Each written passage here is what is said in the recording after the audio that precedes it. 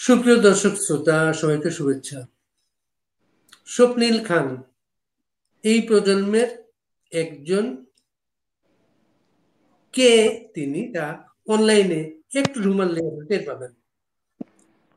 স্বপ্নীল খান নিজেই একটা প্রতিষ্ঠান, তার মতো করে তার প্রজন্মের এবং তার আঞ্চলিক ভাষায়।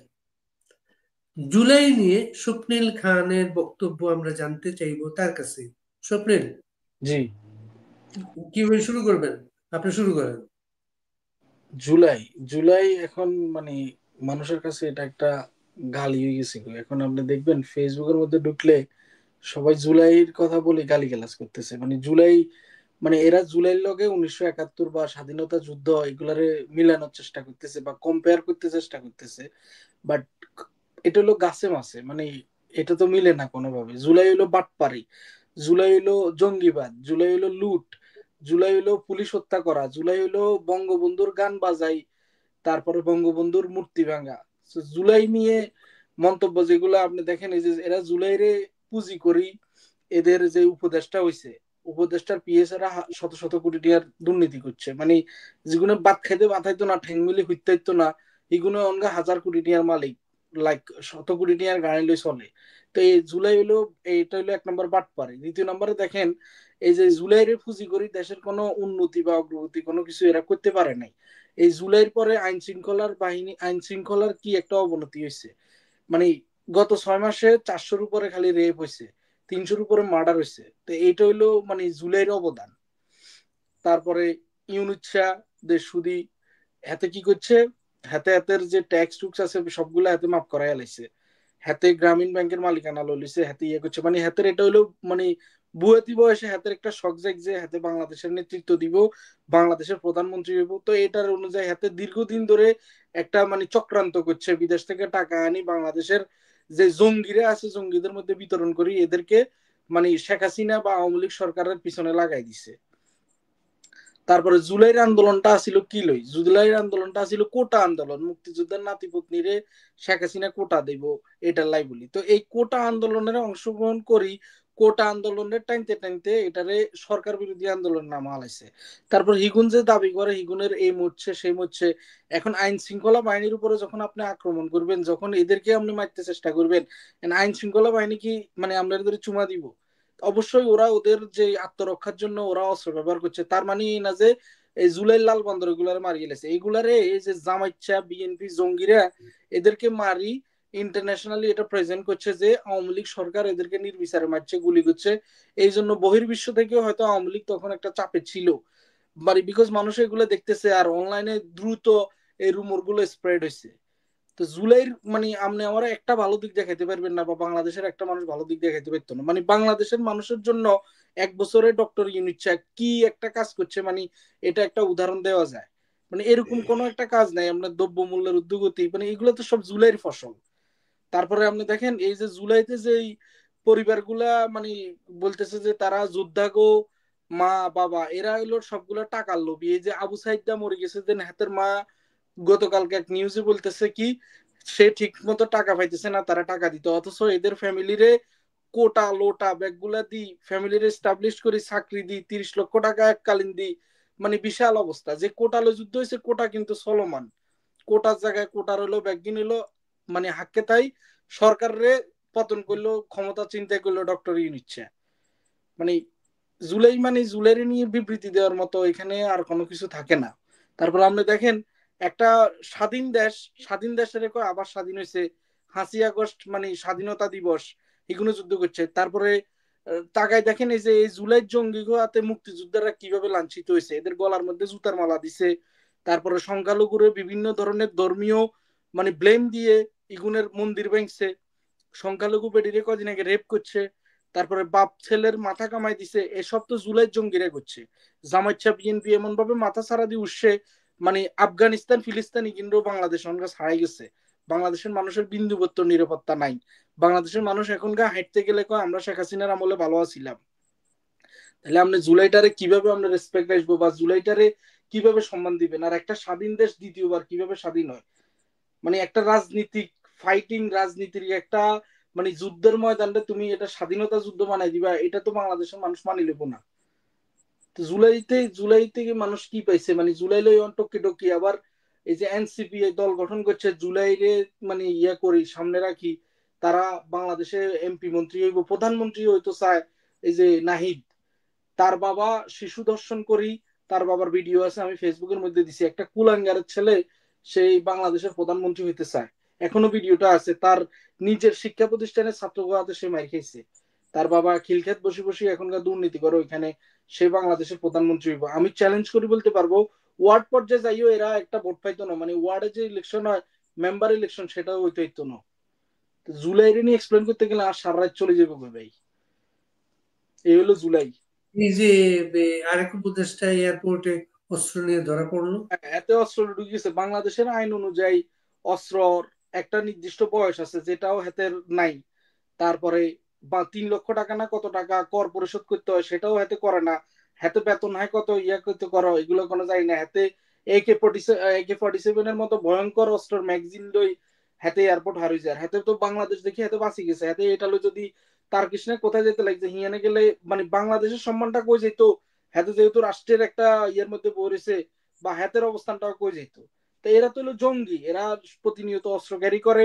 আবু সাইদারে এরা নিজেরা মারি আওয়ামী লীগের উপরে দোষ চাপাই দিছে। এরা এদের এই যে যতগুলো স্টুডেন্ট মারা গেছে সবগুলার এই জঙ্গিরা মারছে। নোয়াখালীর একজন কৃতি সন্তান আছেন উপদেষ্টা মাস্টার মাইন্ড, তারে বহুদিন ধরে আন্ডারগ্রাউন্ডে কোথাও পাওয়া যাচ্ছে না। উনি কোথায় আছেন জানেন স্বপ্নের? নোয়াখালীর উপদেশটা কে? Mahfuz mastermind. ও ঠান্ডা মাহফুজ, হাতে আসলে সাবে টাবে ওড়ে হাতে ইয়ে হয়ে গেছে কদিন আগে।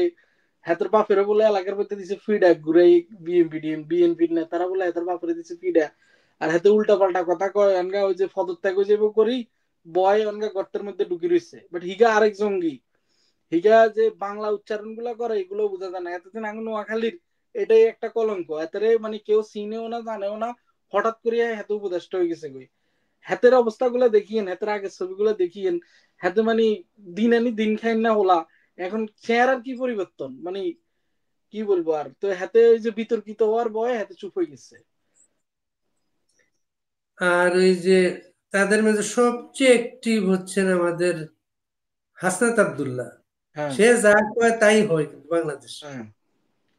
হাসনাত আব্দুল্লাহ তো জঙ্গিগো এত প্রধান, এত জঙ্গিগো হেড।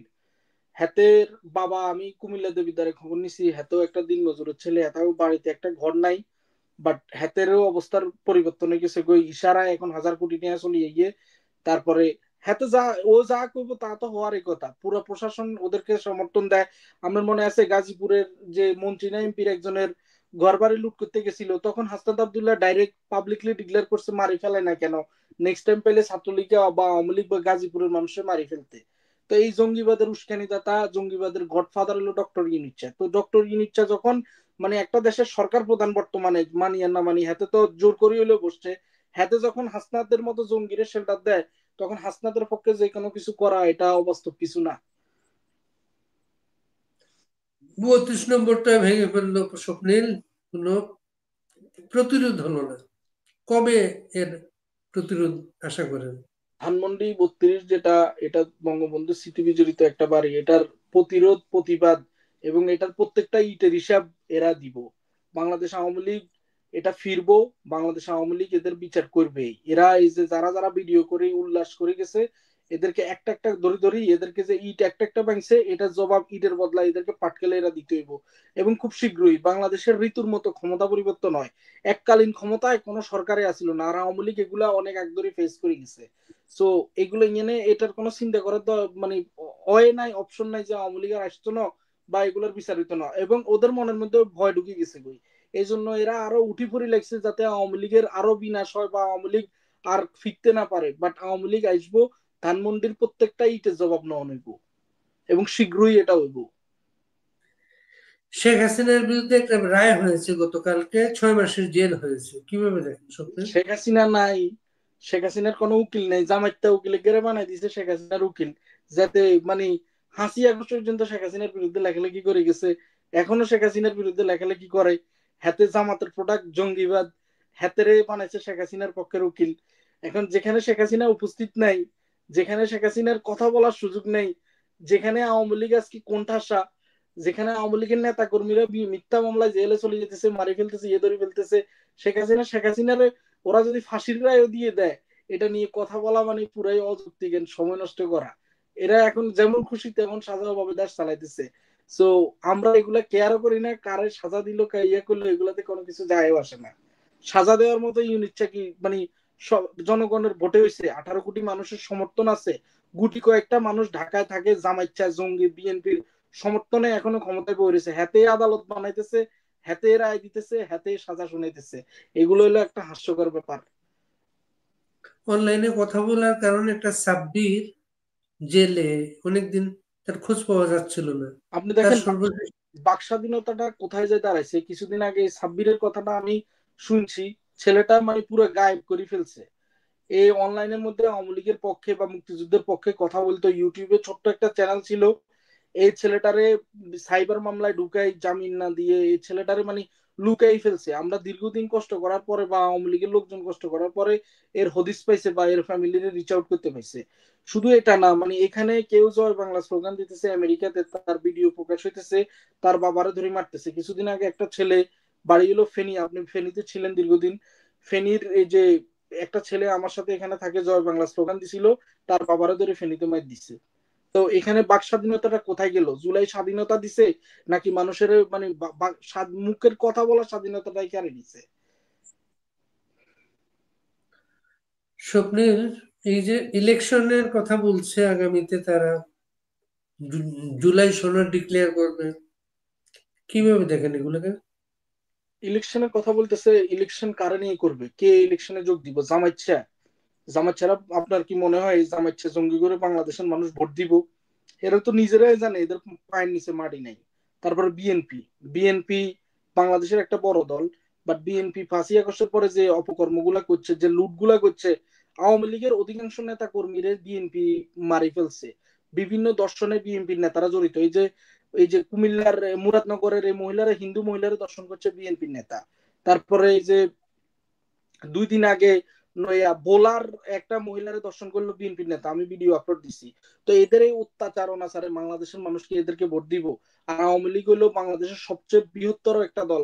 আওয়ামী লীগ যে নির্বাচনে যাইবো না, তো আওয়ামী লীগের যে ভোটাররা আছে, নেতা কর্মী মানে যাদের মধ্যে সিল আছে যে আমি আওয়ামী লীগ করি, ওরা ছাড়া যে মানে হাইড এন্ড সিক যে ভোটাররা আছে, এরা যে ভোট দিব কোনাই, তো আওয়ামী লীগ ছাড়া কি এই নির্বাচন সম্ভব? এটা হইলো নাটক। আর জনগণ এগুলাতে যাইবো না। যদি জোর জবস্ত করে কোনো ক্ষমতা দখল করার হয় থাকে, ওইটাই করতে হবে। বাংলাদেশে কখনো আওয়ামী লীগ ছাড়া ফেয়ার নির্বাচন হবে না। স্বপ্নিল, আমরা শেষ করব আপনার অনুসারী নতুন প্রজন্মের ছেলেমেয়ের উদ্দেশ্যে যদি কোনো আহ্বান থাকে সেটা বলতে পারেন। নতুন প্রজন্ম বলতে আমার আমার ছাত্রলীগের ভাই বোন যারা আছে তাদের প্রতি আমার আহ্বান, আপনারা ধৈর্য ধরেন, নিরাপদে থাকেন।